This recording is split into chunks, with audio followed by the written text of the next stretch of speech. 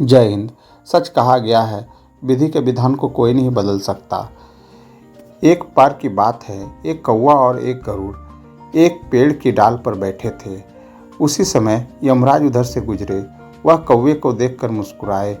कौवे को कुछ शंका हुई, किंतु उसने अनदेखी कर दी। फिर अगले दिन भी ऐसा ही हुआ, फिर अगले दिन भी ऐसा हुआ।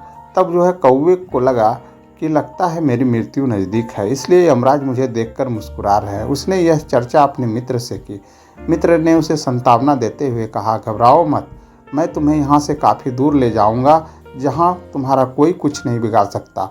और वह कौवे को अपनी पीठ पर बिठाया और वह गरुड़ उड़ता हुआ कैलाश पर्वत पर चला गया और बोला कि अब यहाँ पर तुम्हें कोई कुछ नहीं कर सकता है।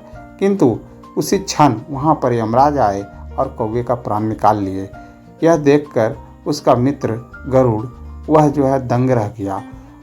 उसने यमराज से पूछा कि आखिर मुझे तो यह समझ में नहीं आ रहा है कि आपने इसकी प्राण क्यों ली।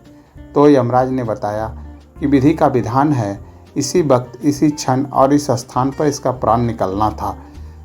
तब उसने कहा कि यह बात तो ठीक है, लेकिन मुझे यह बात नहीं समझ में आई कि इस कौवे को देखकर आप बार बार क्यों मुस्कुराते थे, जिसके कारण मुझे इसे यहाँ लाना पड़ा।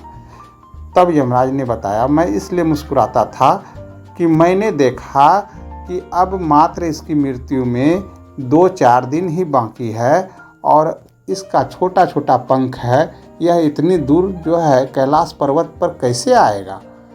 मैंने भी सोचा कि भगवान ने क्या रचा है, इतना छोटा पंख वाला, और अभी तक इसे यहीं रखा है।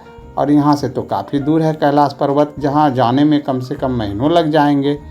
यह इतनी तेज़ी से कैसे उड़ सकेगा। लेकिन देखिए ये कैसी लीला थी।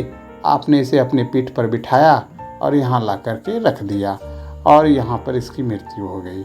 वाह, क्या विधि का विधान है भाई। सच ही कहा गया है, लाख करो चतुराई पर कर्म का लिखा मिटा नहीं जाए। यही कुछ ऐसा ही यहाँ पर भी हुआ। चतुराई करने के बाद भी उसके कर्म में जो था वो मिटा नहीं पाया और विधि के विधान के अनुसार बेचारे कौवे की मृत्यु हो गई। और यहाँ पर इस कहानी से शिक्षा यही मिलती है कि आप सब कुछ कर सकते हैं, लेकिन विधि के विधान को नहीं बदल सकते हैं। विधि का विधान तो अटल है और वह जो भी है वह होकर के ही रहेगा। हाँ, आप ज़रूर इतना सा कर सकते हैं कि उसमें आज नहीं तो कल परिवर्तन